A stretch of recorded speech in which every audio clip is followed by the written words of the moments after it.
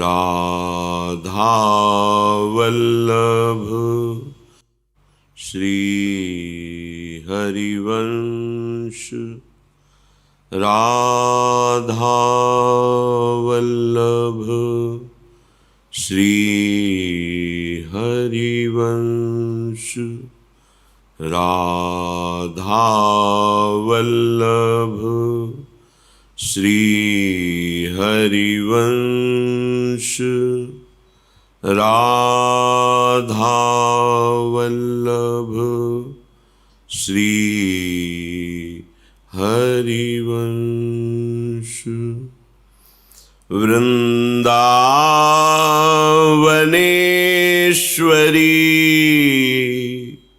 तवैव पदारविन्दम्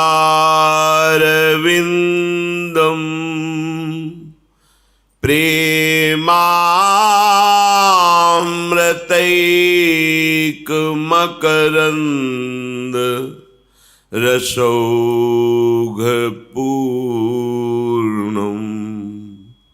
हृद्यर्पितं मधुपते स्मरतापमोग्रं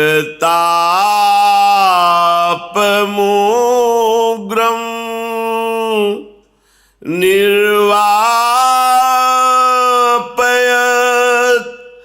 परम शीतल माश्रयामि।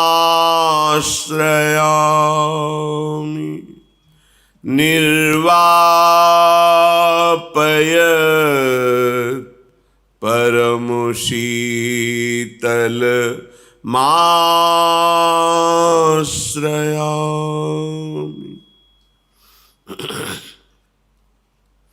राधा राधा राधा राधा राधा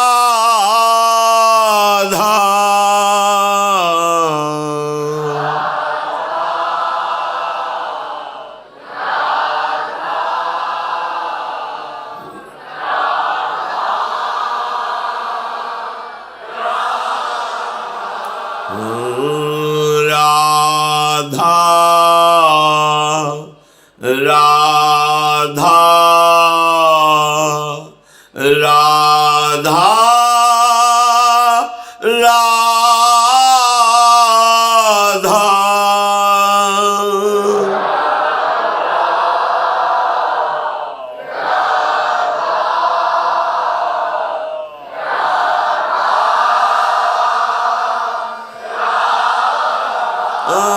राधा राधा राधा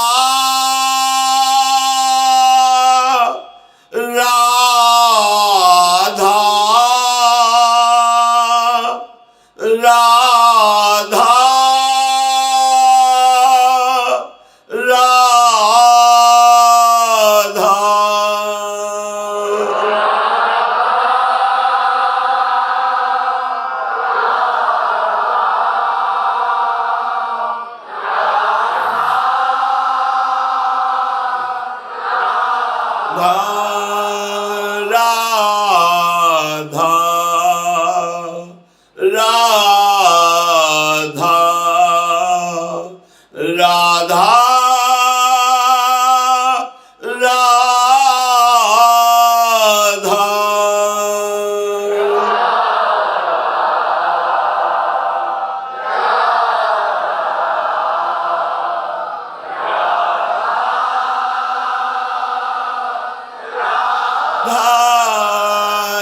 राधा राधा राधा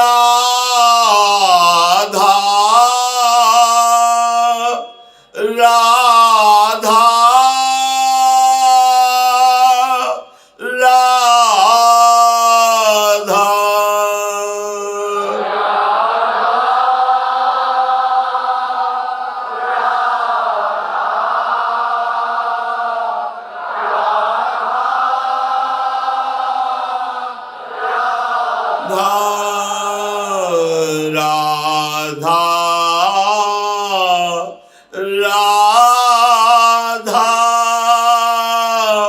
राधा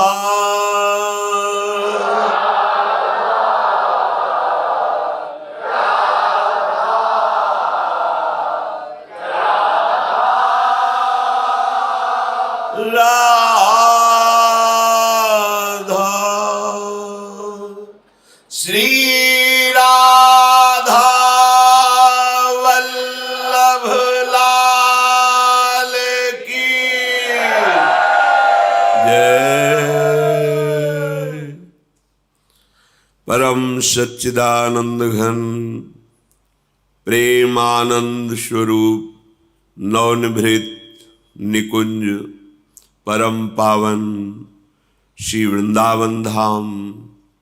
वृंदावन धाम के लाडिले प्राणाराध्य युगल सरकार श्री प्रिया प्रीतम जो समस्त निज परिकर हित परिकर इनकी अहेतुकी कृपा से हमें माया के प्रचंड जाल से निकाल करके अद्भुत सुख प्राप्त करने का अवसर दिया गया है। जो हमारा मन सुख की मांग कर रहा है वो ब्रह्मा के रचे हुए सुख से कभी तृप्त नहीं हो सकता। अगर होना होता तो जब से सृष्टि रची हम कुछ न कुछ बनते ही रहे, बहुत सी योनियों में गए, बहुत से भोगों को भोगा, बहुत से कर्म किए, पर जो मेरे मन की मांग है वो अभी तक पूरी नहीं हुई और गलत दिशा में जाने के कारण पाप बनता रहा, अंधकार बढ़ता रहा, पर कदम अंधकार की तरफ ही गए, बंधन की तरफ ही गए, आसक्ति की तरफ ही गए। अब विचार करके हमें जो मार्ग मिला है उस पर चलो। श्री भगवान के वचन हैं, लभन्ते ब्रह्म निर्वाण मृषयः क्षीण कल्मषा छिन्नद्वैधायतात्मानः सर्वभूत हिते रताः। हमारा मार्ग क्या है? भजन बल से निष्पाप हो जाना, पूर्व के पापों का नाश, वर्तमान में कोई पापाचरण नहीं और आगे के लिए बिल्कुल सावधान कि कोई शास्त्र विरुद्ध आचरण ना हो पावे। हमें बहुत बड़ा लाभ मिलने का अवसर मिला है। क्षीण कल्मषाहा, कल्मश जितने पाप हैं वो महान भयंकर दंड देने के लिए तैयार हैं। उनको छीण करना है, नष्ट करना है। कैसे? पाप नष्ट करने का सर्वसमर्थ उपाय भगवन नाम उच्चारण, प्रियाजू का नाम लेना, नाम कीर्तन, नाम जप, नाम ध्यान और नाम सेवा। इससे बढ़कर इस त्रिभुवन में और कोई उपासना नहीं है। बहुत शीघ्र पाप नष्ट होते हैं। और पाप ही नहीं, पाप करने की आदत, प्रवृत्ति, उसका भी नाश हो जाता है। तो आगे पाप होंगे ही नहीं। अगर भूल से कहीं हो जाएं तो टिकेंगे नहीं। तत्काल हृदय में जलन होगी या कोई दंड मिलेगा और आप निष्पाप हो जाएंगे। क्षीण कलमशाहा, यह हमें मन में बैठालना है कि हमारा प्रथम कर्तव्य है साधन मार्ग में निष्पाप होना। पूर्व के पाप की तो तुम चिंता मत करो। नाम संकीर्तनम यस्य सर्व पाप प्रणाशनम, ये जो हम राधा राधा राधा उच्चारण करते हैं, सर्व पाप का विनाश हो जाता है। आगे प्रभु कह रहे हैं, छिन्न द्वैधा, अब कोई हमें संशय नहीं होना चाहिए। हमें मार्ग मिल गया है जिसके सब संशय नष्ट हो गए हैं। ये विश्वास से होगा, बुद्धि लगाने से नहीं होगा। एक वैद्य डॉक्टर जब हमें दवा देता है तो हमको बिल्कुल ज्ञान नहीं होता कि कौन सा औषधि है, क्या है, कैसा है। बस डॉक्टर पर विश्वास करते हैं और उसके कथनानुसार, नियमानुसार हम औषधि सेवन करते हैं। ठीक ऐसे ही सद्गुरु की बात मानी जाती है। सद्गुरु वैद्य वचन विश्वासा, संयम यह न विषय की आशा, कोई संशय नहीं। जैसे कोई वृंदावन आवे और उसके मन में है कि मैं बांके बिहारी लाल जू, राधा वल्लभ लाल जू, सेवा कुंज, निधिवन, राधा रमण जू, राधा दामोदर जू, इन सब के दर्शन करना चाहता हूं। फिर होगा कि कोई हमें दर्शन कराने वाला मिले। तो यहाँ के कृपालु जो तीर्थ पुरोहित जन हैं, वो आओ हम तुम्हें सब जगह दर्शन कराते हैं, हम उनके पीछे पीछे चल देते हैं। वो छोटी छोटी गलियों से होते हुए संपूर्ण वृंदावन की महानिधियों का दर्शन करा देते हैं। बिना उनके हमें पता ही नहीं कहाँ निधिवन राज है, कहाँ सेवा कुंज है, कहाँ हमारे प्रभु की कौन कौन सी लीलाएं हुई हैं। ऐसे ही इस माया प्रपंच में हमें पता ही नहीं कि मेरा सतमार्ग कौन है, कहाँ से मुझे जो मन की मांग है वो शांत हो जाएगी, मन की मांग पूर्ण हो जाएगी। पूर्णता का मतलब विश्राम ही नहीं, परम विश्राम। मन एकदम विश्राम प्राप्त कर लिया। संशय नहीं रखना है। अगर हमारे हृदय में संशय हो जाए कि ये जो हमें गाइड कर रहा है वृंदावन दर्शन कराने के लिए, पता नहीं कहां ले जाएगा, तो हमारे कदम लड़खड़ा जाएंगे। ये डॉक्टर पता नहीं कोई ऐसी जहरीली दवा ना दे दे जो मैं मर जाऊं, तो फिर रोग निवृत्त कैसे होगा? विश्वास नहीं। पर हम ऐसे तो सब विश्वास कर लेते हैं, पर भगवत मार्ग में बुद्धि लगाते हैं। ये बड़ा दुर्भाग्य है। बड़ा तर्क वितर्क, बड़ा संशय। तो श्री भगवान कह रहे हैं, जिनके सारे पाप नष्ट हो गए हैं और जिनके सारे संशय नष्ट हो गए हैं, आप सत्संग सुनते रहिए, कोई संशय नहीं रह जाएगा। इसका प्रभाव है, जब बहुकाल करी सत्संगा तबहि होई सब संशय भंगा। अपने आप सब संशय नष्ट हो जाएंगे। कोई तुम्हें प्रश्न करने की जरूरत नहीं। रोज का रोज हृदय बिहारी ठाकुर आपको वही सुनवाएंगे जिससे आपके सारे प्रश्नों का उत्तर मिल जाएगा। फिर श्री भगवान कह रहे हैं यतात्मान, अपनी इंद्रियों को, मन को, चित्त को थोड़ा तो शासन करना सीखो। एकदम छूट, जब जैसा आया वैसा भोग लिया, कर लिया, देख लिया, सूंघ लिया, छू लिया, ये तो संसारी पुरुष का लक्षण है। अध्यात्म मार्ग के पथिक को दानता, मन को वश में करने वाला, दम, इंद्रियों का निग्रह करके दमन करने वाला, बहुत कठिन लगता है क्योंकि अभी तक अभ्यास रहा है, जहां जैसी प्रेरणा हुई वैसा कर बैठे।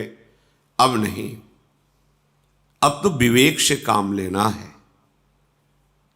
सत्य कहते हैं ये केवल समय नष्ट करवाया जा रहा है भोगों में, क्योंकि हमारा ये समय बहुत कीमती है। अगर इसको प्रभु के भजन में लगा दे तो सार्थक हो जाए। पर भगवती भ्रमात्मक माया का ऐसा प्रचंड प्रहार होता है इस स्मृति पर कि हम क्रियाओं को, भोगों को, दृश्य को सत्य मानकर प्रभु को भूल जाते हैं। बस यही इसका प्रभाव है। जिस वस्तु से, जिस व्यक्ति से संयोग प्राप्त होने पर भगवद विस्मरण हो जाए वही माया है।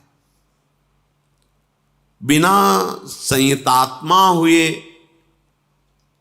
भजन नहीं हो पाता। जो मन में आया खा लिया, जो मन में आया भोग लिया।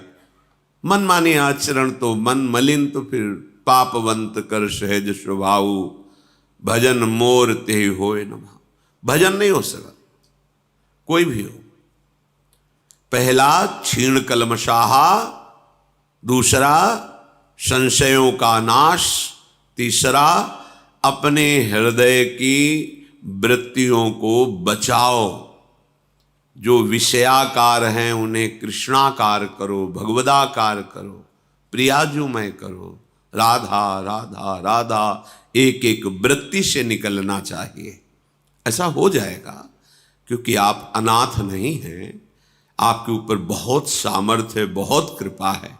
नाथ अनाथन हित समर्थ मोहन श्री राधा, विश्व मोहन मुनिमन मोहन श्री लालजू। और लालजू को मोहित करने वाली मोहिनी हमारी लाडली जू। कितने समर्थ हैं रसिक महापुरुष जन। एक क्षण में वो कृपा करे तो हमारा चित्त प्रियालाल के अनुराग रंग में रंग जाए। अब हम कोई अनाथ नहीं है। हमारे आराध्य देव है, सदगुरुदेव हैं, कृपा में धाम है, आचार्य है, वाणी है। हमारे पास बहुत से बल हैं, पर हम इधर तो देखते ही नहीं, इस बल का आश्रय लेते ही नहीं। तो ये विषय हमें संयतात्मा नहीं होने देते, बार बार हमको विचलित करते रहते हैं। और हम अपने को ज्ञानी मानते हैं, बहुत बुद्धिमान मानते हैं। परिणाम में हम अज्ञानी और बुद्धिहीन ही साबित होते हैं।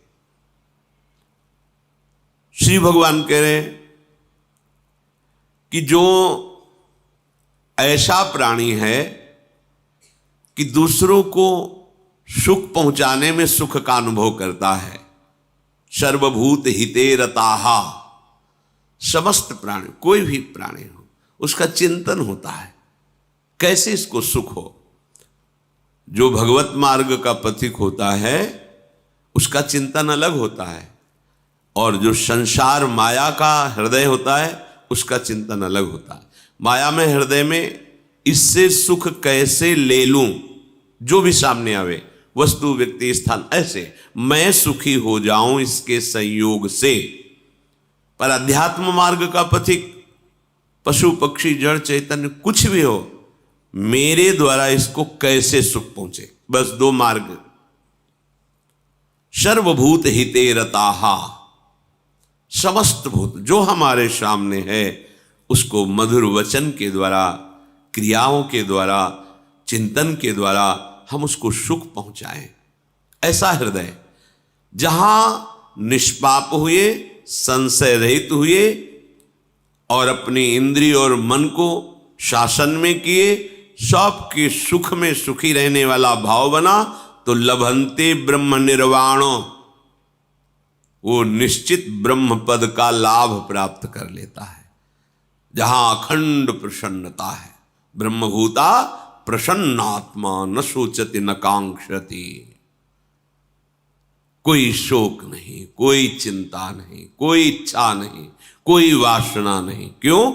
लभंते ब्रह्म निर्वाण, उसके हृदय में ब्रह्म पदवी प्रकट हो गई, स्वरूप अनुभव हो गया। जो हमें भगवत प्राप्ति में बाधा पहुंचा रहे हैं, ये विकार ही हैं और कोई नहीं है। कोई हमें बाहरी बाधा परास्त नहीं कर सकते। कुछ नहीं भय होता, पर भय लगता है जब गलती हो जाती है, अधर्माचरण बन जाता है, तो कोई भले ही हमारी तरफ प्यार भाव से देख रहा है, ये देख ऐसे क्यों रहा है, भले कोई परस्पर बात करके इसने हमारी हंसी उड़ाई, बेमतलब अपने आप को पीड़ित करता रहता है, बेमतलब। ये वहीं से आ रहा होगा, उसी से मिलके आ रहा होगा, बेमतलब मन जो है उसको दंड देता रहता, भय, संशय, चिंता, विषाद। इसी से छूटने का हमें अवसर मिला है। काम क्रोध वियुक्तानाम यतीनाम यत चेतसाम अभितो ब्रह्म निर्वाणम वर्तते विदितात्मनाम। आपकी सारी चेष्टा काम क्रोध से मुक्त होने के लिए है, युक्त होने के लिए नहीं है। वियुक्ता नाम, मुक्त होने के लिए। हम क्या करते हैं? अध्यात्म के पथिक है, हम बढ़ावा दे रहे हैं। जो हमारा कल्याण करने में भारी बाधक है, उसको हम सपोर्ट कर रहे हैं, उसको बढ़ावा दे रहे हैं। कैसे हम भगवत मार्ग को प्राप्त करें? थोड़ा तो विचार करो। जो हमें महादुख में घसीट रहा है, उसी को हम और सहयोग दे रहे हैं, और जो हमें वचन के द्वारा, संकल्प के द्वारा, चेष्टाओं के द्वारा महासुख की तरफ ले जा रहा है, हम उसमें प्रतिकूलता का अनुभव करते हैं, हम उसमें दोष दर्शन करते हैं। उस अभेद हृदय को हम भेद भावना से देखते हैं। बड़ी विपरीत दशा माया ने प्रकट कर दी है। अभी तो ब्रह्म निर्वाणम, वो मोक्ष पदवी को, ब्रह्म पदवी को, वो भगवत साक्षात्कार पदवी को प्राप्त हो जाता है। अपने विकारों से अपने चित्त को हटाना। यदि नहीं हटा पा रहे तो प्रभु को पुकारो। अपने प्रश्न होते हैं कि हमारी बात ही प्रभु नहीं सुनते। महापुरुषों का अनुभव, कई लोग ये शिकायत करते हैं कि प्रभु को हमने बहुत पुकारा पर कोई उत्तर नहीं मिला, प्रभु ने हमारी बात नहीं सुनी। मैं तुमसे कहता हूं, इससे बढ़कर झूठी कोई बात हो ही नहीं सकती। महापुरुषों के वचन है। अब तक जितनी बार पुकारा, जिसने पुकारा उसकी पुकार सुनकर तत्काल संकट निवारण और उत्तर प्राप्त हुआ कि मैं आ गया हूं। पर किसकी पुकार? जिसकी पुकार में दम हो। कौन सी दम? एकमात्र भगवान का आश्रय है, बस। जब तक कोई और सहारा है, और बल है, और भरोसा है, फिर भगवान को पुकार रहे हो तो नंबर नहीं लगेगा, बिजी आएगा, नहीं है, नंबर लगेगा। और जब आप एक भरोसो, एक बल, एक आस विश्वास, तो तत्काल आपसे बात हो जाएगी। तत्काल, सच्ची मानिएगा, तत्काल देखा है, हजारों बार देखा है। बस कोई और आश्रय नहीं है, कोई सहारा नहीं, कोई बल नहीं है, कोई अपना नहीं। बोलो, धन के लिए तुम कितना प्रयास करते हो? जो कुछ भी करना पड़े, भूख, प्यास, गर्मी, सर्दी, गाली, सब सहने के लिए तैयार हो। हितधाम में कुछ निर्माण सेवा उधर हो रही थी। मध्याह्न में प्रसाद पाके निकले तो देखा उनका जो कार्य कराने वाला था, हाँ ठेकेदार कहते हैं, सबसे बड़े ठेकेदार तो भगवान है सबके, पर उनको कोई जानता ले, वो अपने को ठेकेदार समझते हैं तो उनको काम करवाना अधिक है तभी तो उनको लाभ मिलेगा। वो गाली दे रहे थे, वो अपना कोई ऐसे खड़े बीड़ी पीड़ा गाली दे रहा है, ऐसा बड़ी धूप थी, तमाल वृक्ष के नीचे हम खड़े थे। जब वो चला गया तो कहा भैया क्यों गाली दे रहा था? हम बोले ये हमारे काम कराने वाला है। तुम कहा आपको गुस्सा नहीं है? बोले बाबा गुस्सा आएगी तो शाम के पैसा नहीं मिलेगा, हमारे बच्चे भूखे रहेंगे, रोज का रोज कमाता हूँ, रोज का अरे गाली दे कुछ भी करे। तो एक उदर पोषण के लिए अर्थ चाहिए, तो वो व्यक्ति इतना प्रयत्नशील, जिस धूप में हम निकलना नहीं चाहते उस धूप में वो वजन लाद के चढ़ता है, गालियां मिलती सह, हम कितना सहते हैं प्रभु के लिए, हम कितना प्रयत्नशील हैं प्रभु के लिए। आप विचार करके देखो हम कितना प्रयासरत हैं प्रभु के लिए। और हम कहते हैं हम प्रभु के भक्त हैं, हम भगवत प्राप्ति करना चाहते हैं, वो चंद रुपये प्राप्त करने के लिए गाली सहने को तैयार है, गर्मी सहने को तैयार है, भूखा प्यासा जैसा भी हो। उनका भोजन हमने देखा, इतनी मिर्च या प्याज की चटनी रोटी लिए उसी से खा रहे, दूध रबड़ी रसगुल्ला नहीं। मेहनत कितनी है, परिवार का पोषण करना है, आपको भगवत प्राप्ति करनी है। आप जरा अपनी दिनचर्या पर, अपने आहार विहार क्रियाओं पर दृष्टि डालिए। आप देखो झूठ मत बोलो, महापुरुष कह रहे हैं यदि आपको धन के लिए अन्याय करना पड़े तो भी आप विचार नहीं करेंगे, अन्याय भी कर लेंगे। पार्थिव संपत्ति के लिए आपको अगर 18 घंटे काम करना पड़े तो आप कर लेंगे, आनंद पूर्वक की अच्छा रुपया मिलेगा। किंतु आपने प्रभु के लिए क्या कभी जी तोड़ परिश्रम किया? रात दिन नाम मंत्र वाणी चिंतन, हमें फुर्सत नहीं है, मुझे भगवान चाहिए, मुझे प्रभु चाहिए, मुझे समस्याओं से निकलना है, मुझे विजयी होना है, मुझे परमानंद प्रभु के साथ रहना है। अगर यदि आप प्रयत्नशील हैं, भजन परायण हैं, अन्य भरोसा नहीं है, तो आप देख लीजिए आपको उत्तर मिल जाए। उत्तर क्या सामने होते हैं, उत्तर कोई दूर से बात थोड़ी होती प्रभु के कि संकेत हो रहा है। इतना प्यार करते हैं अपने जनों को कि उनके मानस पटल में सामने खड़े होते हैं। भगवान कपिल देव जी ने, वो मेरे से संभाषण करते हैं, वो मेरे साथ खेलते हैं, हंसते हैं। पर ये सौभाग्य जब एक भरोसो एक बल एक आश विश्वास, बिल्कुल चिंता मत करो, हम बहुत बड़े बल से युक्त हैं, हमारा बस लक्ष्य बन जाए कि हमें अब सब दुखों से निपटना है, निष्पाप होना है, मुझे आनंद अनुभव करना, यही मन चाहता है।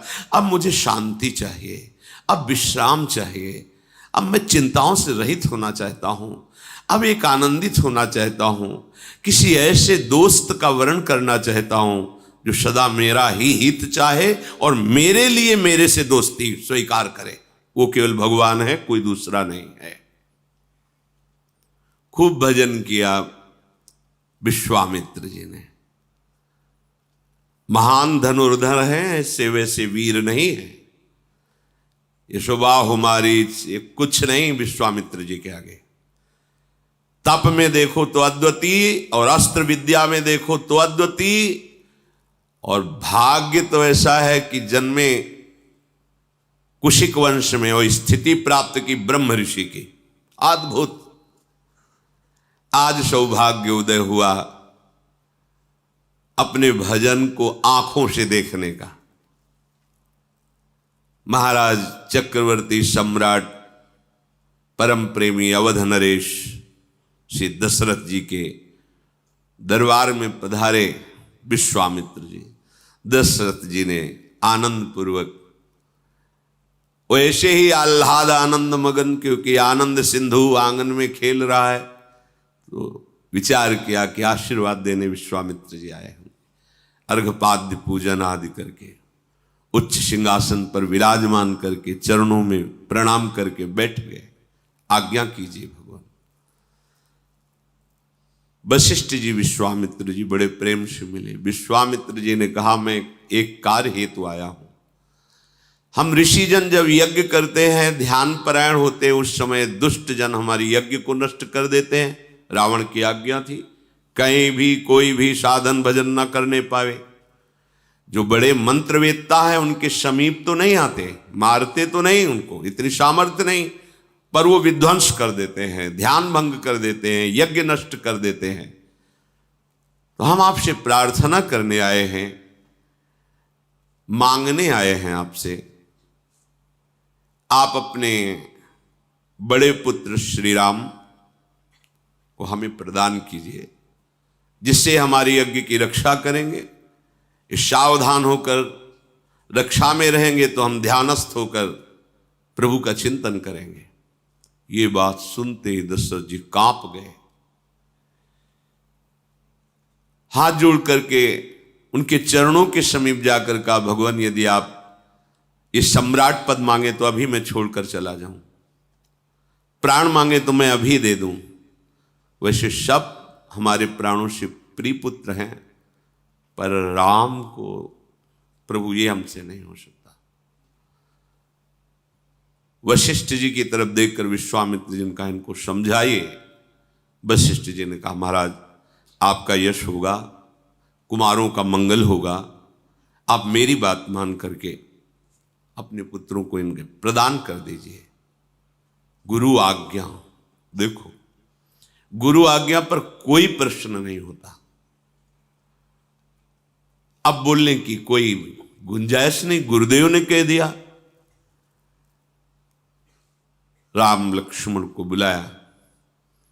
लक्ष्मण जी छाया की तरह भगवान के साथ रहते हैं।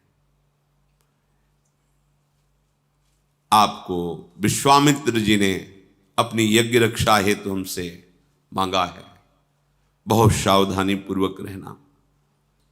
और ऋषि से कहा कि विश्वामित्र जी से कि मानो आप हमारे प्राण लिए जा रहे हो भगवान, अगर जरा सा भी कुछ तो हमारे प्राण निकल जाएंगे। वहां से आदेश लेकर माताओं को प्रणाम करके प्रभु विश्वामित्र जी, ये भजन का फल साथ चल रहा है। पुरुष सिंह दो वीर, हरसि चले मुनि भय हरन, कृपा सिंधु मति धीर, अखिल विश्व कारण करन। पुरुष सिंह श्री राम लक्ष्मण मुनियों का भय हरण करने के लिए, भक्तों का भय हरण करने के लिए प्रसन्न होकर जा रहे, उदास नहीं कि मैं अपने परिजनों से वियोग प्राप्त कर रहा हूं। बहुत प्रसन्नचित, सेवा मिली है हमें, महर्षियों की सेवा मिली। प्रभु आनंद मगन होकर के उनके साथ जा रहे हैं। अरुणिमा छाई हुई कमल नयन, विशाल वक्षा स्थल, अजान बाहु लंबी भुजाएं, नील कमल श्याम तमाल के समान कांति, बिजली की कांति जैसा पीतांबर धारण किए हुए, तरकस पीठ पर और धनुष बाण हाथों, श्याम गौर जोड़ी। विश्वामित्र जी आगे बार बार प्रभु की छवि देखते हैं। जान गया प्रभु आप अपने भक्तों से कितना प्यार करते हैं। आप हम जैसे अपने भक्तों के लिए माता पिता और महल के सुख का त्याग कर हमारे साथ चल रहे हैं। मगन होकर जा ही रहे थे कि भयानक आवाज आई। विश्वामित्र जी ने रोक, रुको, भगवान श्री राम जी ने कहा कि आवाज कैसी थी भगवान? बोले एक बहुत भयानक राक्षसी रहती है, वो गंध मात्र से जान लेती है कि कोई वन में प्रवेश किया, वही राक्षसी है। पहले को सामने दिखाई दी पर्वताकार राक्षसी, ताड़का नाम था। वो क्रोध में भर करके विश्वामित्र जी की तरफ और प्रभु की तरफ दौड़ी। भगवान हर समय सावधान चल रहे हैं। यहां एक हाथ धनुष पर और एक बाण पीठ में तोड़े, निकालने की जरूरत नहीं। और प्रभु का बाण अमोघ है, संधान किया जाता है तो लक्ष्य का भेद करके पुनः अपने प्रभु के हाथ में आ जाता है। प्रभु ने तत्काल बाण संधान किया। जे ही भगवान के बाण का स्पर्श हुआ, ताड़का अपने राक्षसी स्वरूप को छोड़कर भगवत स्वरूप को प्राप्त हो गई। भगवान के बाण के स्पर्श से मुनिजन वांछित दुर्लभ पद प्राप्त हुआ है, जो बिल्कुल घोर निशाचर है, असुर भाव से युक्त है। भगवान का अवतार केवल मंगल के लिए होता, केवल मंगल।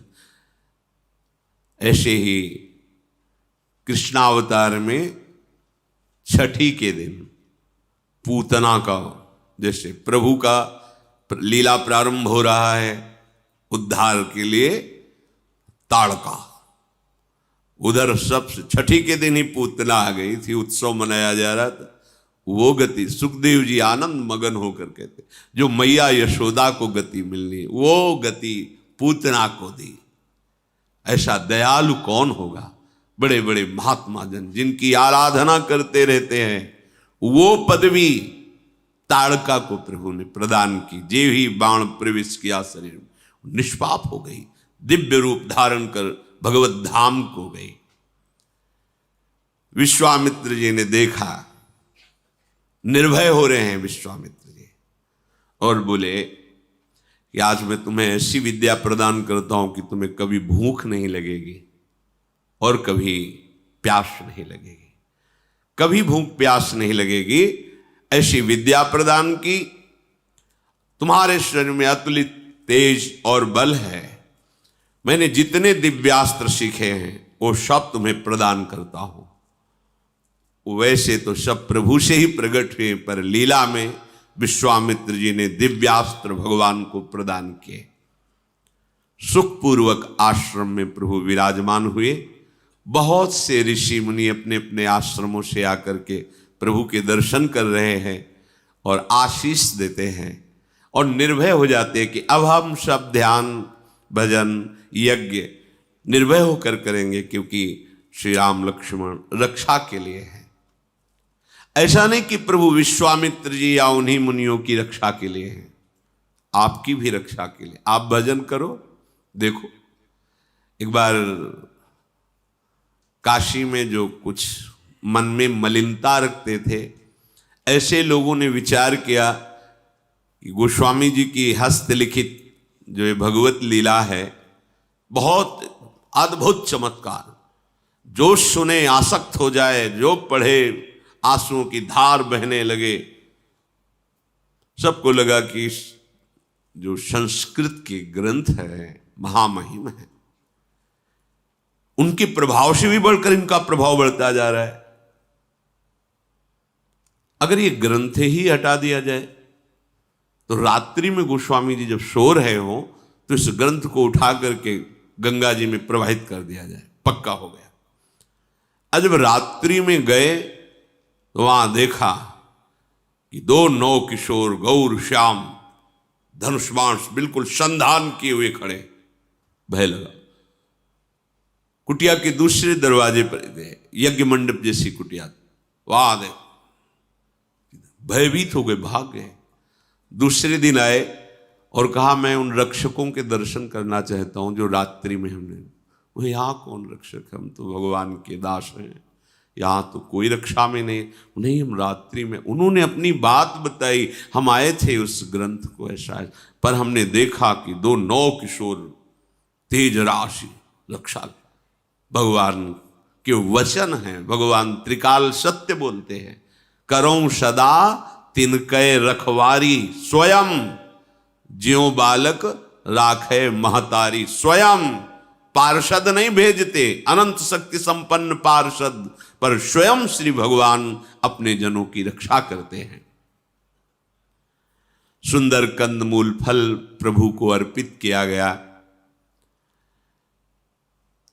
रात्रि में प्रभु जब शयन किए, प्रातः काल हुआ, नित्य क्रिया की और कहा आप सब ऋषि निर्भय रहो, पूरे वन में कहीं कोई भी निशाचर आतंक नहीं कर सकता। अब जीव ही स्वाहा हुआ और धुआं उठा तो महाक्रोध धारण करके राक्षस मारीच अपने सहायकों के साथ विनाश करने के लिए आ गया। यज्ञ विध्वंस। भगवान तो रक्षा के लिए खड़े ही थे, बड़े लीला बिहारी हैं। फण वाला बाण नहीं मारा, बिना फण वाला, क्योंकि कट जाता उसी समय, तो आगे लीला में कैसे सहयोग करता। इसलिए मारीच को बिना फण वाला बाण मारा, वो 100 योजन विस्तार वाले समुद्र के पार गिरा, 400 कोस दूर जाकर गिरा। उसका सहायक सुबाहु था। सुबाहु ने अपनी सेना सहित आक्रमण किया, अग्निबाण का संधान करके सुबाहु को भस्म कर दिया और लखनलाल ने सारी सेना को नाश कर दिया। ऋषियों से कहा निर्भय हो जाओ, मारीच सुबाहु का भय बिल्कुल नहीं, कुछ किसी की सामर्थ्य नहीं जब तक हम रक्षा में है यहां को। इसीलिए शरणागति का पहला लक्षण है निर्भय। क्यों? मेरे प्रभु कह रहे हैं, वादा कर रहे हैं कि तुम निश्चिंत रहो, योगक्षेमम भाम्यहम्, मैं हूं ना। कहां आप स्वीकार करते हैं कि प्रभु आपके साथ हैं? संतों ने अनुभव किया है। मुख में हो राम नाम, राम तेरे हाथ में, बंदे तू अकेला नहीं, राम तेरे साथ में। जब नाम चल रहा है तो प्रभु तुम्हारे हाथ में है, जैसे डोरी हाथ में, जैसा चाहो पतंग नचा लो। और नाम जापक तू अकेला नहीं, तेरा आराध्य देव तेरे साथ है। अनुभव करो, प्रभु मेरे साथ है। कुछ दिन रह करके ब्रह्म ऋषियों के पास बैठ करके सुंदर सुंदर पुराण स्मृतियों की वार्ता होती है, प्रभु श्रवण करते हैं। यद्यपि प्रभु सब कुछ जानते हैं, पर मर्यादा है। भगवत चर्चा हो रही, सब जानते हैं, पर ऐसा सुनने में लगना चाहिए नवम नवम, मानो मैंने पहली बार सुना है। ये भक्त रसिक का हृदय होता है। इतने में एक ऋषि ने आके सूचना दी विश्वामित्र जी को कि हे महामुनि, हमें सदानंद जी ने भेजा है, विदेहराज जनक के आचार्य हैं श्री सदानंद। उन्होंने कहा है कि बहुत सुंदर धनुष यज्ञ होने वाली है, आप उसमें सम्मिलित होइए, आशीर्वाद दीजिए, आप पधारिए।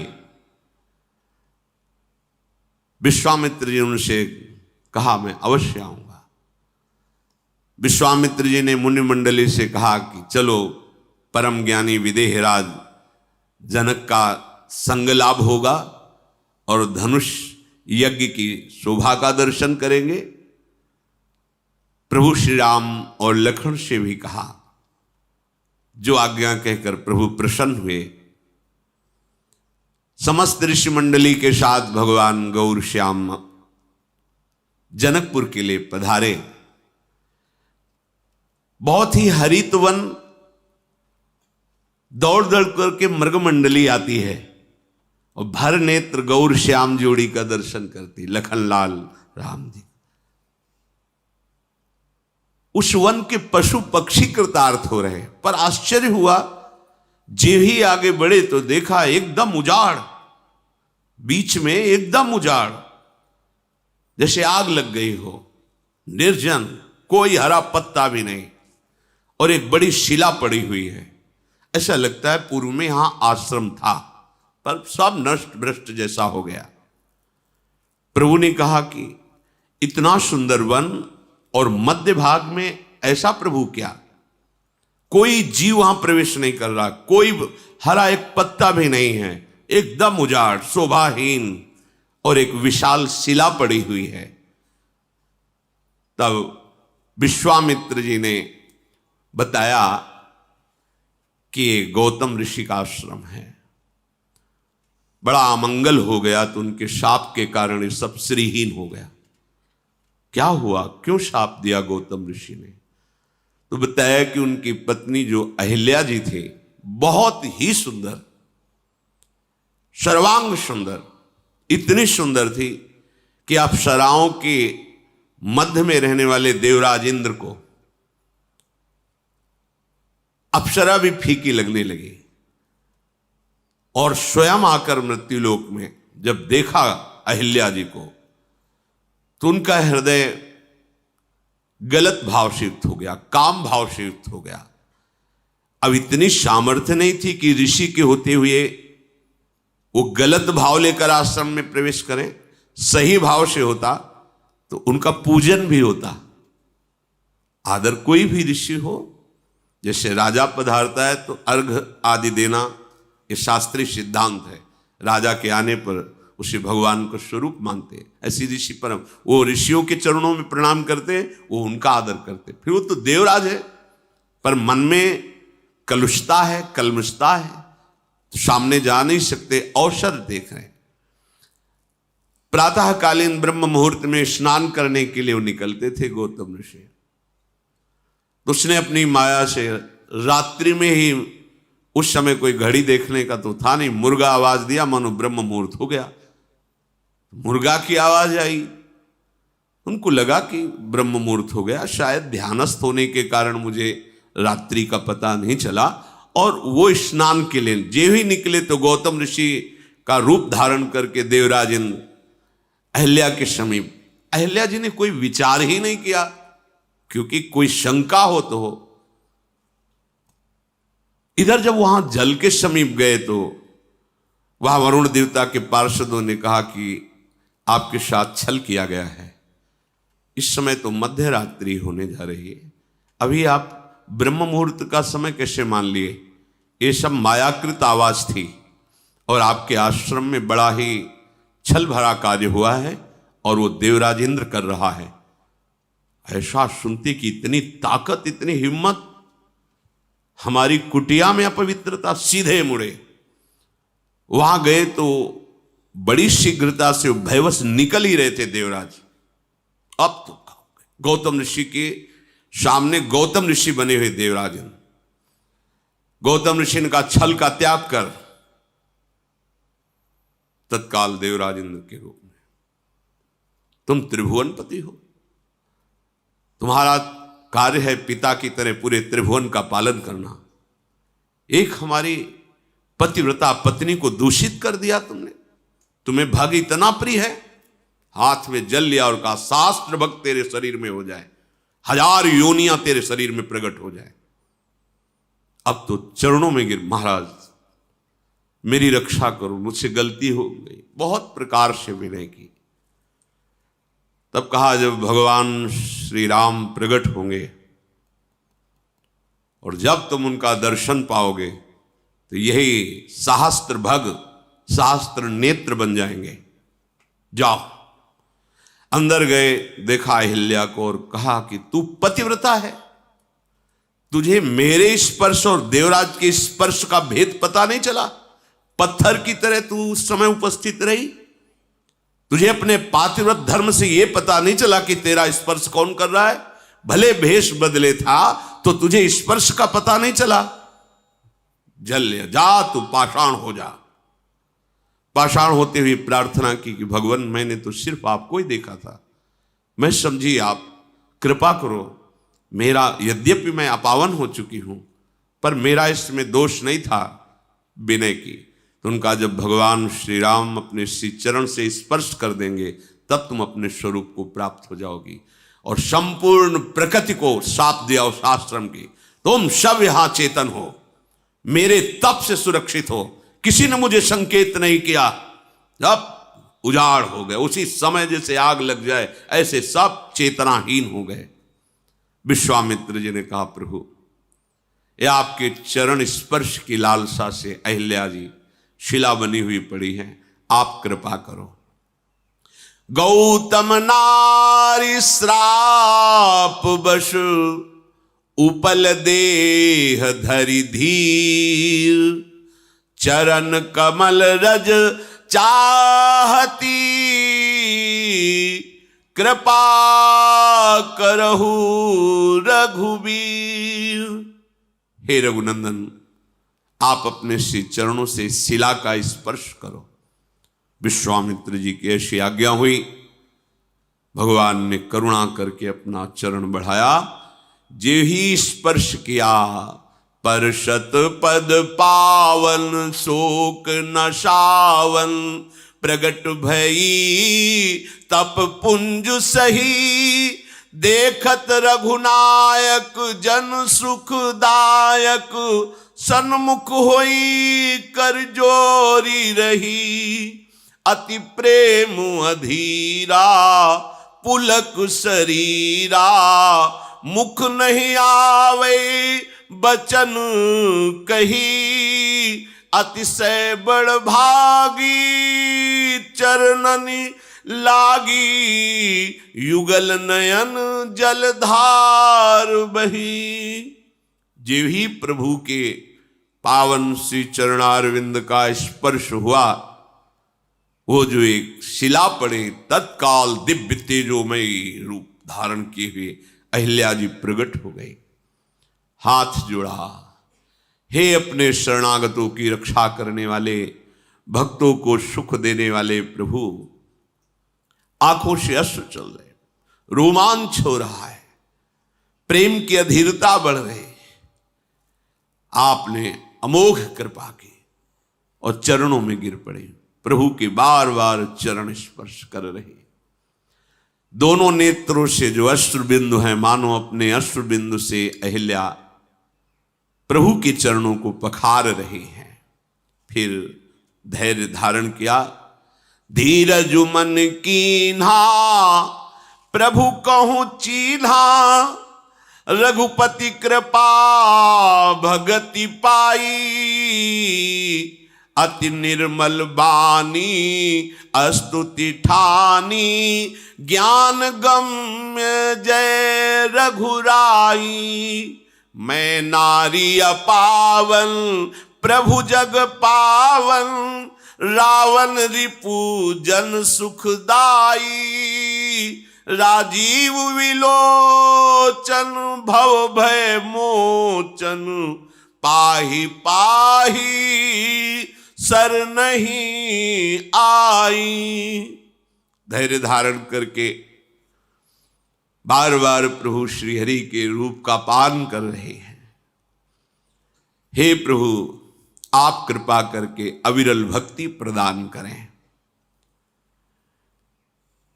हे ज्ञान से जानने में आने वाले प्रभु, आपकी जय हो। यद्यपि मैं अपवित्र हो गई थी, नाथ आपके परम पावन चरणों का स्पर्श करके मैं पावन हो गई। हे जगत को पवित्र करने वाले, भक्तों को सुख देने वाले, जो दूसरों को सदैव रुलाता रहता है, ऐसों को आप दंड देते हैं। हे कमल नयन, हे संसार के भय से छुड़ाने वाले, जन्म मृत्यु से मुक्त करने वाले, मैं आपकी शरण में आई हूं। त्राहिमाम त्राहिमाम।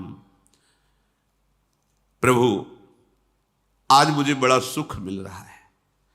मेरे प्राणपति मुनि ने जो मुझे शाप दिया, आज मुझे वरदान लग रहा है। मुनि शाप जो दीन्हा अति भल कीन्हा, परम अनुग्रह मैं माना, देखूं भरी लोचन हरि भव मोचन, यह लाभ शंकर जाना।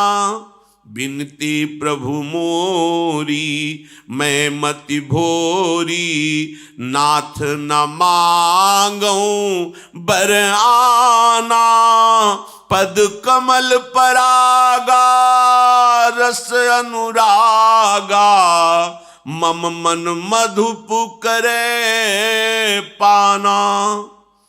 जो मुनि ने शाप दिया आज मुझे बहुत अच्छा लग रहा है, मानो मुझे वरदान दिया। बड़ा अनुग्रह मानती हूं अपने पति का जो मुझे शाप दिया, क्योंकि संसार से छुड़ाने वाले, भवबंधन से मुक्त करने वाले हे प्रभु श्री हरि, मैं आज नेत्र भर कर आपको देख पा रही हूं, देख ही नहीं पा रही, आपके चरणों का स्पर्श प्राप्त किया। भगवान शंकर जी सबसे बड़ा लाभ यही मानते हैं कि हरि का साक्षात्कार हो जाए, यह लाभ शंकर माना। मैं बुद्धि की बड़ी भोली हूं, बस नाथ मेरी एक ही विनती है, मैं और कुछ नहीं चाहती। अब केवल यही चाहती हूं कि मेरा मन रूपी भौरा आपके श्री चरण कमल का पराग पान करके उन्मत्त बना रहे, अर्थात आपकी प्रेम रस में मेरा मन डूबा रहे। आहा, मुझे आज कितना बड़ा सौभाग्य मिला। जेहि पद सुर सरिता परम पुनीता, प्रगट भई शिव शीस धरी, सोई पद पंकज जेहि पूजत अज, मम सिर धरऊ कृपालु हरि। यही भांति सिधारी गौतम नारी, बार बार हरि चरण परी, जो अति मन भावा सो बर पावा, गए पति लोक आनंद भरी। आहा, ये वही श्री चरण हैं जिनके धोवन से गंगा जी प्रकट हुई है, वही गंगा जी जिनको भगवान शंकर अपनी जटाओं में सिर में धारण करते हैं। आहा, ये वही श्री चरणारविंद हैं जो ब्रह्मा जी के द्वारा निरंतर पूजित होते रहते हैं, पुलकित हो रहे अहिल्या जी। हे कृपालु, आज कृपा करके उन्हीं श्री चरणों को आपने मेरे मस्तक पर पधराया। बार बार स्तुति, बार बार प्रणाम करके प्रभु के चरणों को पकड़कर, हे प्रभु, ये मेरा मन सदैव आप में अनुराग भरा रहे। तत्काल विमान आया और विमान पर बैठकर जहां गौतम ऋषि उत्तम लोकों में थे, वहीं अहिल्या जी अपने पति लोक को प्राप्त हुई। सब ऋषि जन विश्वामित्र जी के जो साथ थे बहुत आनंदित हुए और प्रभु के स्वभाव को देख रहे हैं। अस प्रभु दीन बंधु हरि, कारण रहित दयाल, तुलसीदास सठ तेहि भजू, छाड़ी कपट जंजाल। कैसे हमारे प्रभु दीन बंधु हैं, दयालु हैं, अकारण दया करते हैं। कोई कारण नहीं दया का, अकारण हित करने वाले, दया करने वाले। ऐ मन, सठता का त्याग कर, कपट मत कर, इस कपटी माया के जंजाल का त्याग करके तू एक बार प्रभु का भजन कर ले, फिर देख कैसे निहाल हो जाता है। आगे बढ़े। जेव ही अहिल्या के रूप में शिला हुई तो संपूर्ण आश्रम मानो बसंत ऋतु फैल गई हो, तत्काल वैसे ही दिव्य शोभा से युक्त हो गया। ऋषि मुनि आनंदित होते हैं, प्रभु उनके साथ चल रहे हैं। फिर आगे चले तो जगत को पावन करने वाली भगवती गंगा जी को देखा। महाराज गाधी के पुत्र विश्वामित्र जी ने कैसे देव नदी गंगा जी का प्रादुर्भाव हुआ, वामन भगवान के चरण प्रक्षालन से कैसे भगीरथ जी ने तपस्या की, भूमि पर आई, ये सब वर्णन करके ऋषियों को सुनाया। प्रभु भी ऐसे सुन रहे हैं जैसे श्रोता सुनते हैं, और उन्हीं के चरणों की धोवन तो गंगा जी है। सब ऋषियों ने गंगा स्नान किया, फिर प्रभु ने ऋषियों के साथ जैसा जैसा वो मंत्र उच्चारण करते वैसे गंगा स्नान प्रभु भी किए। भली भांत मंत्रोच्चारण करते हुए श्री राम लक्ष्मण जब गंगा स्नान किए, फिर तैयार होकर के जनकपुर के नजदीक पहुंचे। दूर से ही जनकपुर आनंद प्रदान कर रहा है, क्योंकि ज्ञानियों के परम गुरु जनक जी महाराज श्री सुखदेव जी जैसे महापुरुष के गुरु हैं। अद्भुत शोभा जनकपुरी की है, क्योंकि शोभा समुद्र सी सियाजू विराजमान है। प्रभु जनकपुरी को देखते ही आनंदित हो गए। ऐसा लग रहा है कोई पुराना संबंध है इस नगर से। बड़ी सुंदर झीलें, सरोवर, अमृत के समान उनका जल है। रंग बिरंगे कमल खिले हुए, मणियों की सीढ़ियां बनी हुई, भौरे मकरंद रस का पान करके गुंजार कर रहे हैं, पक्षी मधुर कलरव कर रहे हैं, रंग रंग के कमल खिल रहे हैं, शीतल मंद सुगंध वायु बह रही है। बड़ी सुंदर सुंदर पुष्प वाटिकाएं दिखाई दे रही नगर के बाहर, जहां अद्भुत रंग बिरंगे पक्षी हैं। सुंदर पत्तों और फूलों से लदे हुए ऐसे वृक्ष दिखाई दे रहे जैसे हाथ से श्रृंगारित किया गया हो। नगर की सुंदरता का तो वर्णन करते ही नहीं बनता, जिधर देखो उधर मन लुभा जाता है। श्री जनक जी का महल सर्वोच्च, ऐश्वर्य झलक रहा है दूर से ही। विश्वामित्र जी, वो जनक जी का महल। ऐसे समस्त सेवकों के बड़े बड़े महल हैं। ऐसा लगता है समस्त लोकों की शोभा जनकपुरी में विराजमान है। कृपा के धाम प्रभु श्री राम विश्वामित्र जी दूर से दिखाए। एक सुंदर नगर के समीप ही बड़ा सुहावना सरोवर और बगीचा। विश्वामित्र जी ने कहा, हमें लगता है यहीं विश्राम करना चाहिए। प्रभु ने कहा, प्रभु जैसी आपकी आज्ञा। इतने में जनक जी को सूचना दी गई कि महामुनि परम ज्ञानी महान तपस्वी विश्वामित्र जी ऋषियों के साथ जनकपुर के नजदीक बगीचे पर विश्राम कर रहे हैं। तत्काल जनक जी अपने प्रधान ज्ञानी सचिवों को साथ लेकर, कुछ ऋषियों को साथ लेकर के स्वागत के लिए विश्वामित्र जी के लिए चले।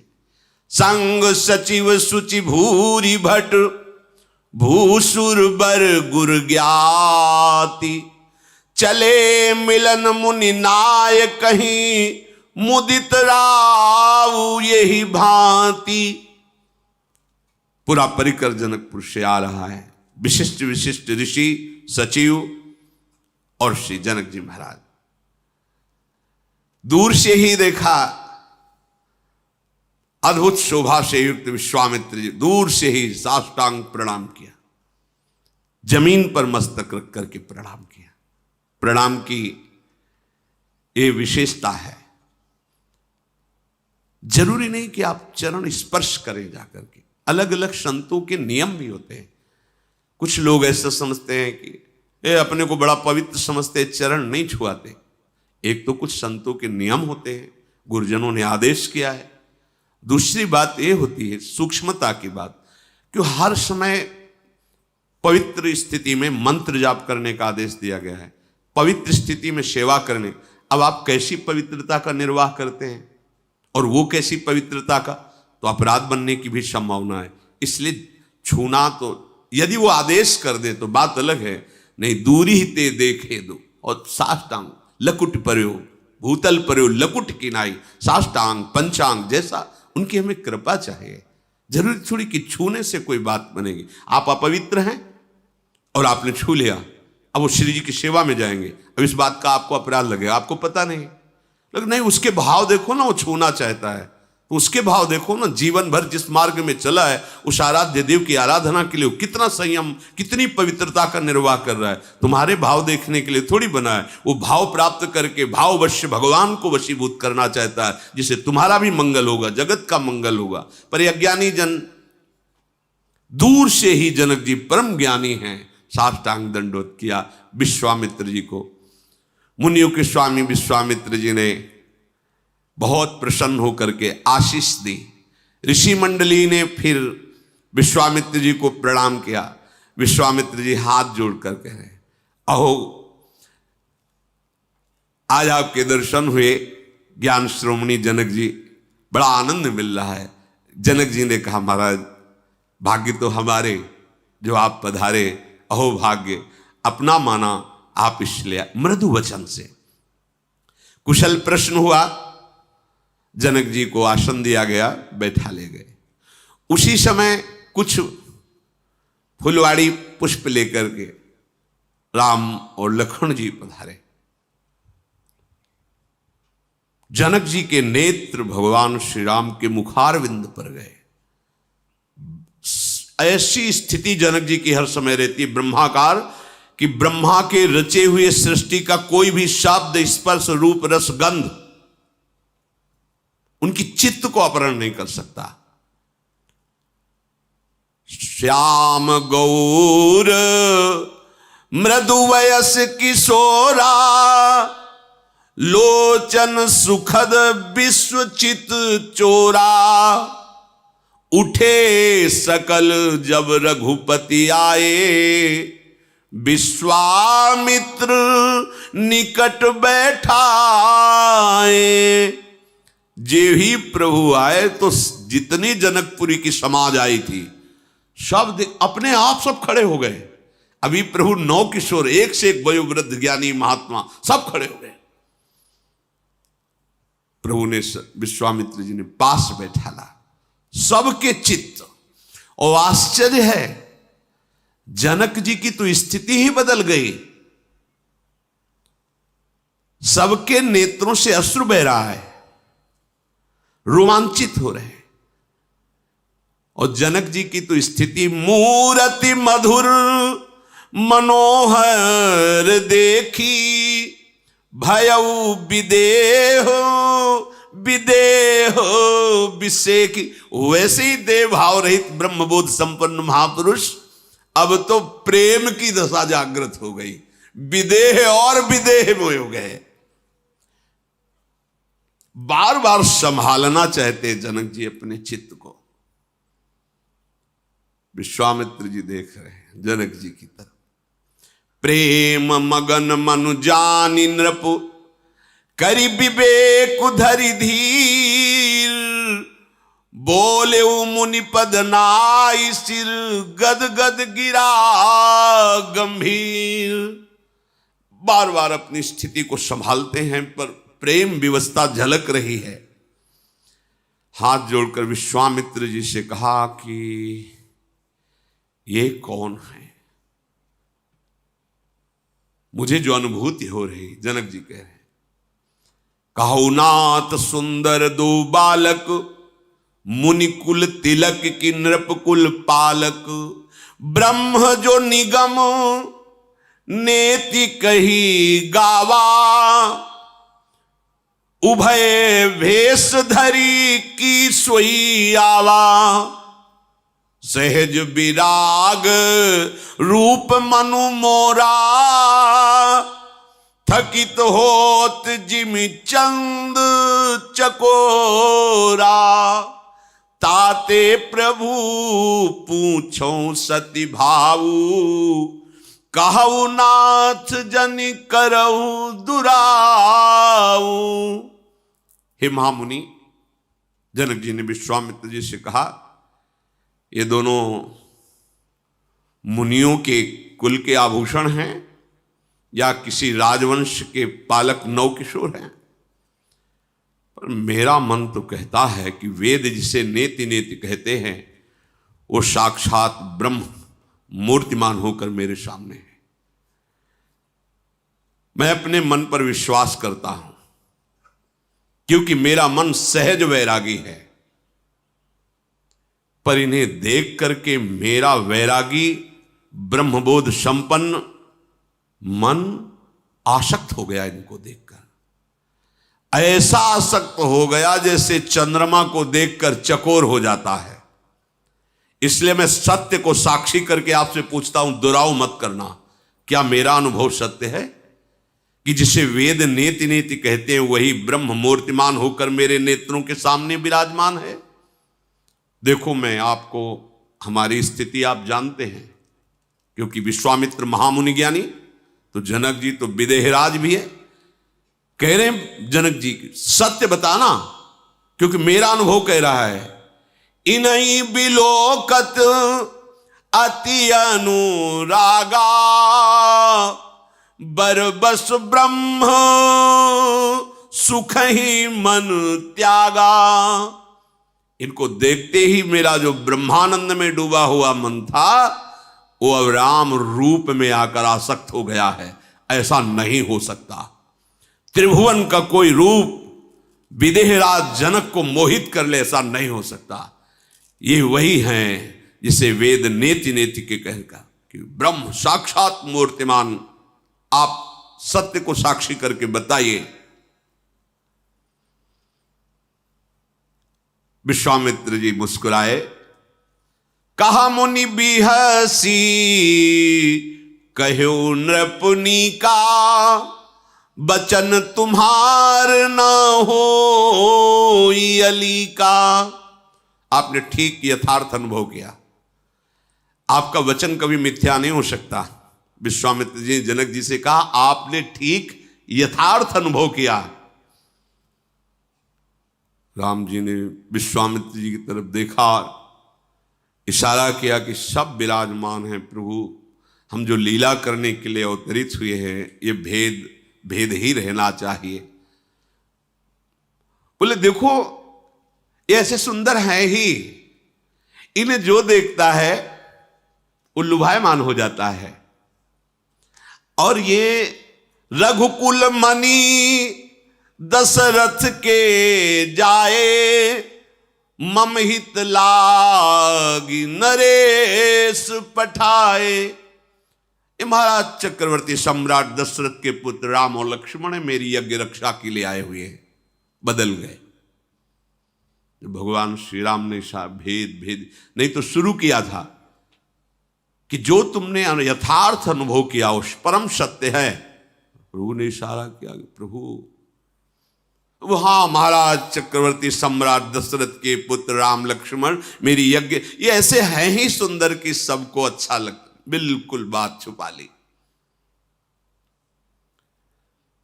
इनका शील, इनका सौंदर्य ऐसा है, सबके चित्त को चुरा लेते। ये महाबलशाली है, इन्हें कोई जीत नहीं सकता।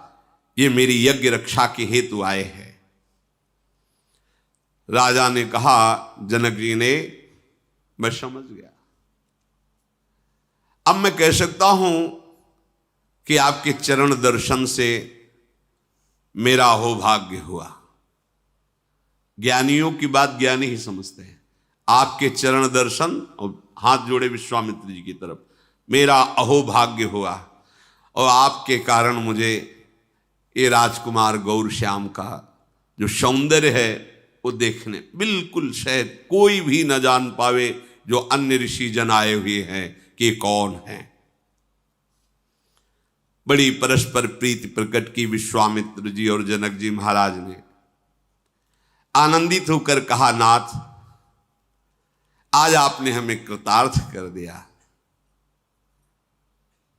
बात करते विश्वामित्र जी से बार बार राम जी की तरफ उनकी शोभा को देख रहे, दृष्टि हटाना चाहते पर वो चित्त चोर ऐसे हैं कि बार बार दृष्टि जाती, पुलकित हो जाते, फिर हृदय को संभालते हैं और कहा, अच्छा महाराज आदेश कीजिए, और भी सेवाएं हैं, क्योंकि धनुष यज्ञ है, बहुत से ऋषि मुनि राजा पदार्थ। हृदय को जो प्रेम से भर रहा था छुपा करके वहां से प्रणाम करके विश्वामित्र जी पूरे मार्ग में केवल राम रूप छा रहा है। ये है परम ज्ञानियों को भी आकर्षित करके बलात् मुनिमन मोहन विश्वमन मोहन अपने आए। इसीलिए ब्रह्मानंद भी फीका लगने लगता है जब इनकी रूप माधुरी प्रकाशित होती है। अब जो भी जनकपुर में आ रहा है सबका स्वागत कर रहे हैं जनक जी, पर उनके हृदय देश में और मानस पटल पर प्रभु का रूप आसक्त कर लिया, अनुराग युक्त कर लिया। इधर प्रभु लक्ष्मण जी की तरफ देखा, विश्वामित्र जी का भगवान संकोचवश लखनलाल कुछ कह नहीं पा रहे, हम कह दे? हाँ हाँ बोलो। हमें लगता है लखनलाल के मन में है कि जनकपुरी कैसी अंदर से देखे हमें, आपका आदेश हो तो जनकपुरी का दर्शन करना चाहते हैं। आज्ञा पाकर विनय के साथ प्रभु ने जब निवेदन किया, विश्वामित्र हाँ हाँ बिल्कुल निर्भय होकर जाओ, जनकपुर की शोभा का दर्शन करो, धनुष यज्ञ का दर्शन करो, तुम तो नीति को जानने वाले हो, जाओ। सुख निधान दोनों भाई विश्वामित्र जी की आज्ञा से जनकपुरी का दर्शन करने के लिए अंदर प्रवेश किए। अब वहां पहले से ही सूचना हो गई थी कि ऋषि के साथ ऐसे राजकुमार आए, जो देखता है वो लुभायमान हो जाता है।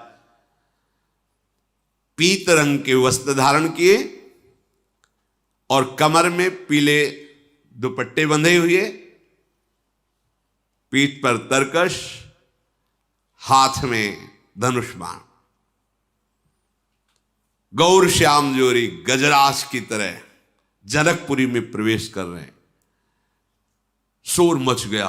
वो राजकुमार जो विश्वामित्र जी के साथ आए वो जनकपुरी में प्रवेश कर रहे हैं। जो नर नारी जैसे भाग पड़ते हैं, प्रभु की शोभा देख रहे हैं। नक्श शिख से ऐसा सौंदर्य बरस रहा है गौर वर्ण लखनलाल। ये गौर श्याम जोरी रहती ही है, कहीं किसी भी अवतार में हो। श्याम वर्ण श्री राम जी। पूरा नगर टूट रहा है। जब जनक जी को पता चला तो कुछ निजी अंगसेवियों को भेजा उनकी रक्षा, भीड़ को हटाने के लिए। सब ऐसे भाग रहे जैसे किसी दरिद्री को महाधन मिल रहा हो, ऐसा ही है। स्वभाव से ही सुंदर महामत्त गजराज की भात जनकपुरी में प्रभु विचरण कर रहे हैं। जो देखता है वो ऐसा अनुभव करता है कि नेत्र धारण करना आज हमारा सफल हो गया, नेत्रों का फल।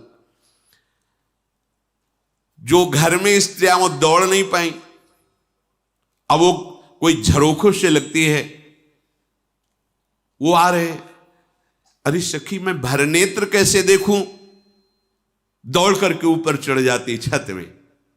अब प्रभु तो नीचे देखते चल रहे हैं, वहां पहले से कोई फूलों का व्यवस्था थोड़ी करके, तो चोटियों में फूल गिरते थे, फूल को लिया ऐसे छोड़ती है, प्रभु ऐसे देखते निहाल हो जाती है दौड़ दौड़ करके।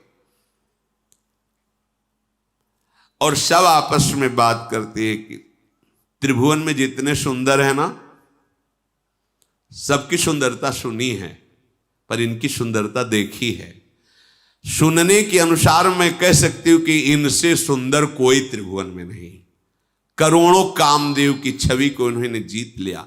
कोई देवता, मनुष्य, असुर, नाग, मुनि, कोई ऐसा सुंदर नहीं जैसे सुंदर है। सुना है भगवान विष्णु बहुत सुंदर हैं, पर उनके 4 भुजाएं हैं, लेकिन ये दुभुज कितने सुंदर लग रहे हैं। ब्रह्मा जी भी बहुत सुंदर है, पर उनके 4 मुख हैं, थोड़ा तो।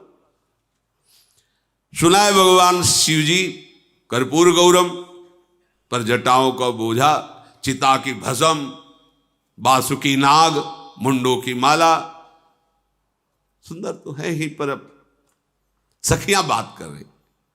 और भी बहुत से सुंदर देवताओं को देखा है, पर सखी सांवरे और गोरे किशोर को देखने के बाद मेरा मन कहता है कि त्रिभुवन में कोई इनके जैसा सुंदर नहीं। एक सखी ने कहा कि सयानी तू बात सही कह रही है, ये राजहंसों का जैसा जोड़ा विश्वामित्र जी की यज्ञ रक्षा के लिए आया है, ये तो महाराज दशरथ जी के पावन कुल को प्रकाशित कर रहे हैं। सखी मुझे एक बड़ा भय हो रहा है, ये महाराज जनक ने क्यों प्रण रख लिया कि जो धनुष तोड़ेगा सिया जी का वरण करेंगे। छोड़ देना चाहिए प्रण, और इन किशोर उसके साथ सिया जी की जोड़ी तो इन्हीं के साथ। महाराज जनक ने ये जो प्रण किया ठीक नहीं किया।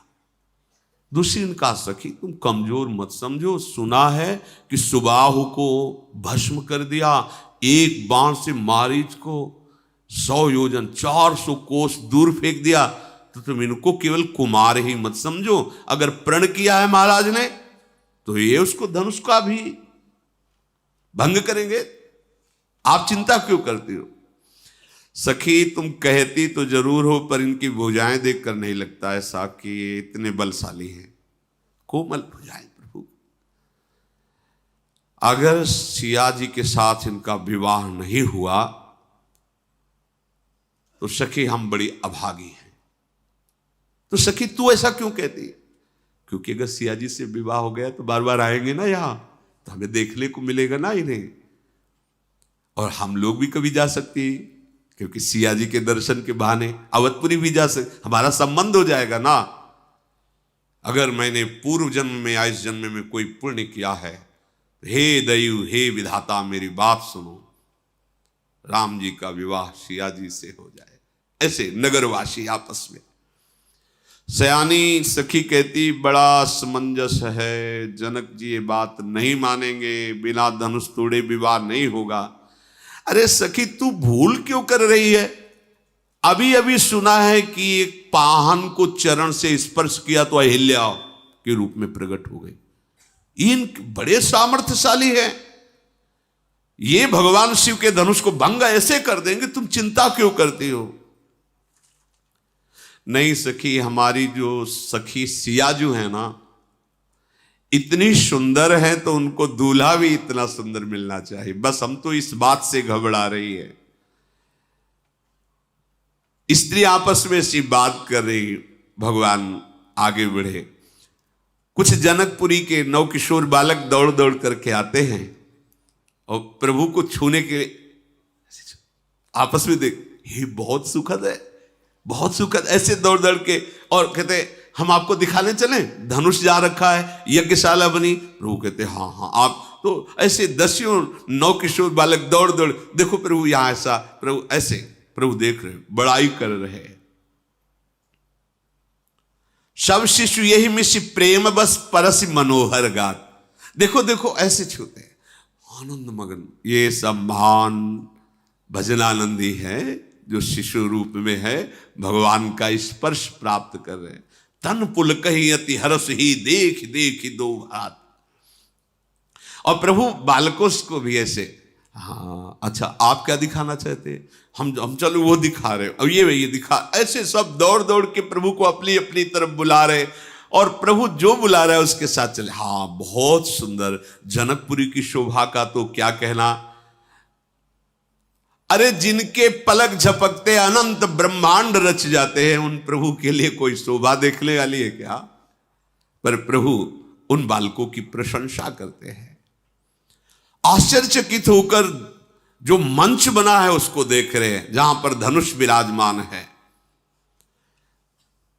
प्रेम विनय भगवान की दृष्टि में और चेष्टा में, जो भी बड़ा बुजुर्ग जैसे प्रेम से भगवान सबसे मिलते हुए जा रहे हैं। संध्या का समय, तत्काल प्रभु वापस हुए, स्नान आदि करके संध्या वंदन किया, और जब विश्वामित्र जी शयन करने लगे तो राम लक्ष्मण जी अपने गुरु के चरण दबा रहे हैं। मुनिवर शयन की न तब जाई, लगे चरण चापन दो भाई। गुरुदेव शयन कर रहे, विश्वामित्र जी के चरण चाप रहे।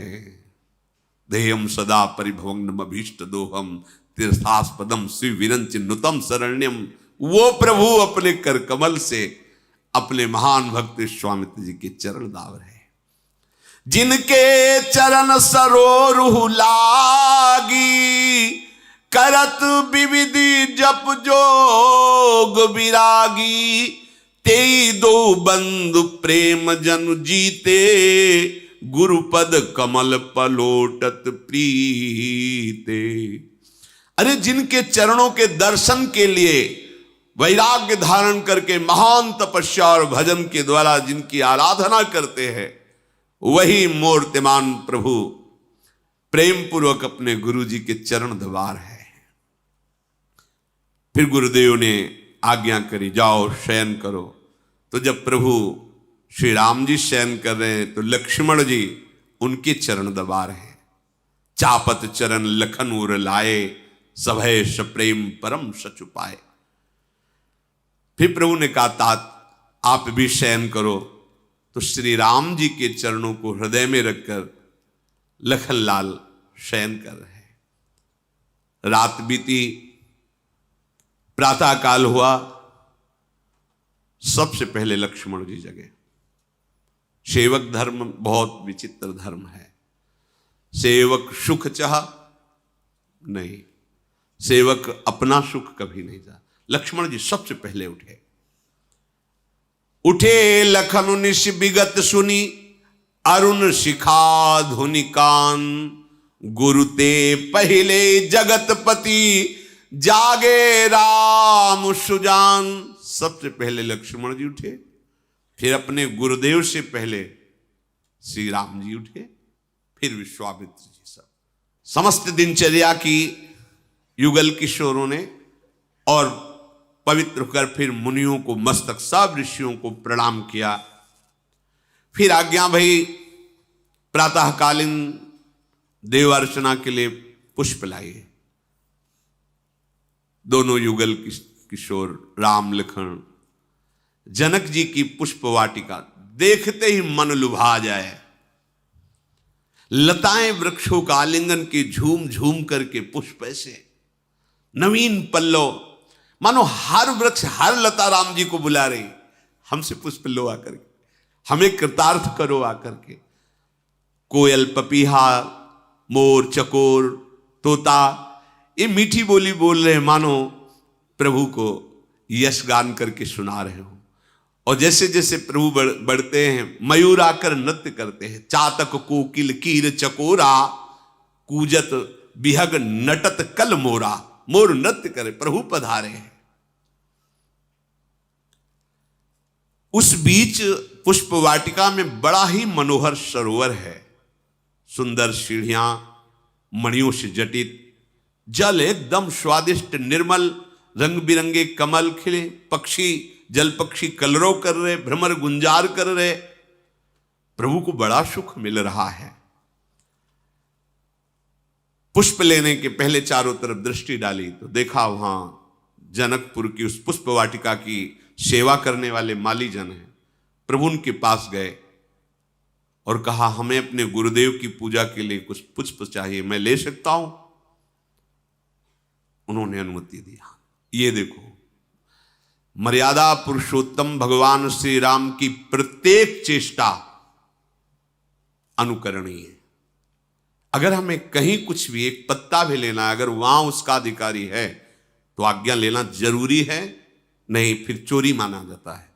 अगर खुला वनस्पति किसी के अधिकार में नहीं है तो आप ले सकते हैं, लेकिन अगर किसी का बगीचा है तो उसकी अनुमति ही लेनी होगी। स्वयं भगवान चहुदिश चितई पूछ मालीगन, लगे लेन दल फूल मुदित मन। आज्ञा हो तो कुछ पुष्प गुरुदेव की सेवा के लिए, हाँ हाँ आप ले सकते हैं। प्रभु फूल लेने के लिए जे ही आगे बढ़े तो नूपुरों की ध्वनि, करधनी की ध्वनि, कंकण वलय की ध्वनि, चूड़ी की ध्वनि, और ऐसा लगा कि मानो मदन ने दुंदुभी बजाई हो विजय प्राप्त करने के लिए भगवान से। जैसे युद्ध में पहले बाजे बजते, नूपुरों की ध्वनि सुनकर प्रभु श्री राम का मन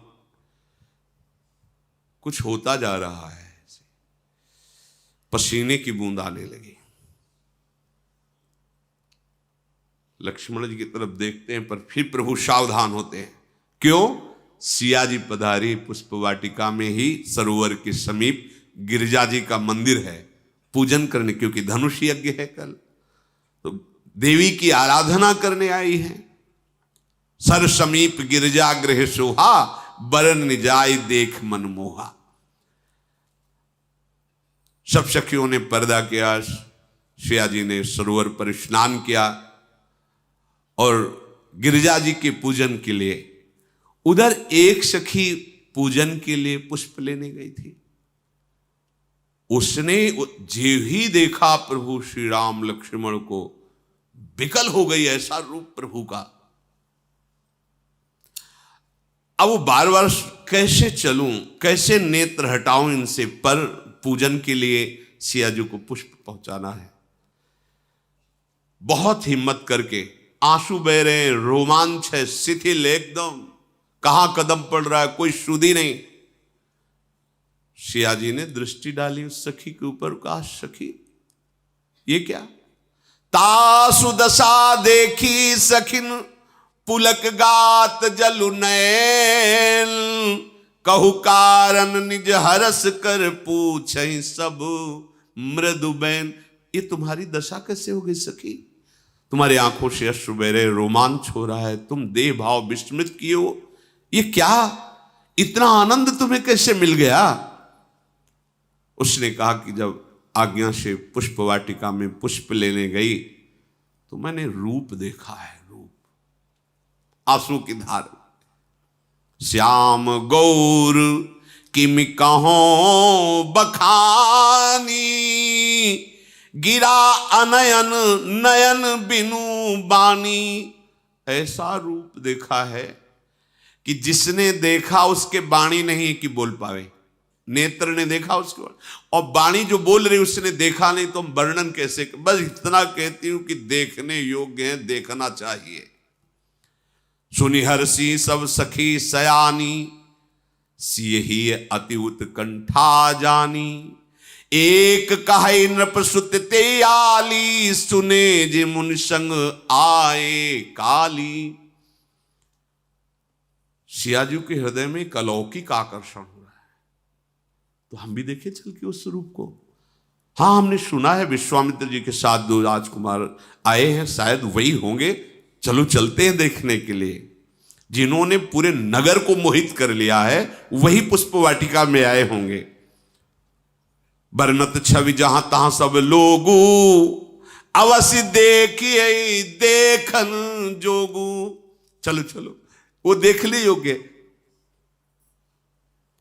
जैसे जैसे सियाजू चरण आगे बढ़ा रहे हैं, हृदय में कुछ घबराहट सी हो रही है, एक प्रेम की होती है, एक व्याकुलता पैदा हो रही है। तासु बचन यति सियहि सुहाने, दरसि लाग लोचन ललचाने। चली अग्र करि पिय सखी सोई, प्रीति पुरातन लखै न कोई। बार बार हृदय में उमगन है कि आज अपने प्रीतम को पहली बार देखूंगी इस प्राकट्य उत्सव में, जो सिया के रूप में प्रकट हुई हूं, आज पहली बार देखूंगी। जो नारद जी ने हमें सुनाया था कर कि ऐसे दशरथ भवन में ऐसे प्रभु, आज मैं अपने प्रभु के रूप को देखूंगी। चकित हो रही, बार बार नित्य चंचल, और उस सखी से इशारे से किधर किधर। प्रभु लक्ष्मण से जी से कहते हैं कि ऐसा लग रहा है कि हमको चैलेंज दे रहा है कामदेव। ये मदन ऐसा लग रहा है कि वो धुंध भी बजा करके मुझे परास्त करने की कोशिश कर रहा है। अचानक दृष्टि पड़ी तो अस कही फिर चितए तेहि ओरा, सिय मुख शशि भय नयन चकोरा। प्रिया प्रीतम का मिलन, प्रिया सिया जी, प्रीतम राम जी, वो भी देख रहे किधर किधर। अचानक दृष्टि राम जी और भय बिलोचन चारु अचंचल, मन हो सकुच निमित जे दिगंचल। अंचल, चलना बंद हो गया नेत्रों का। एकटक रूप माधुरी का युगल पान कर रहे। सीता जी के रूप को देख करके प्रभु की जो हृदय में प्रेम, महान प्रेम समुद्र प्रभु है, बस ऐसे लंबी सांस खींचते हैं, शांत हो जाते हैं, कोई वचन नहीं निकल रहा। फिर लक्ष्मण जी से कहते, लक्ष्मण ऐसा लगता है कि सुंदरता जिनके अंश से सुंदर होती, वो सुंदर साक्षात मूर्तिमान होकर हमारे सामने है। मैं किससे इनकी उपमा दूं? सब उपमाएं फीकी लगती हैं। प्रभु सियाजू के मुखचंद, सियाजू प्रभु के मुखचंद, और अपने शब्द दोनों की जय जयकार। देखते रहो कल फिर आगे चलता। श्री राधा वल्लभ लाल।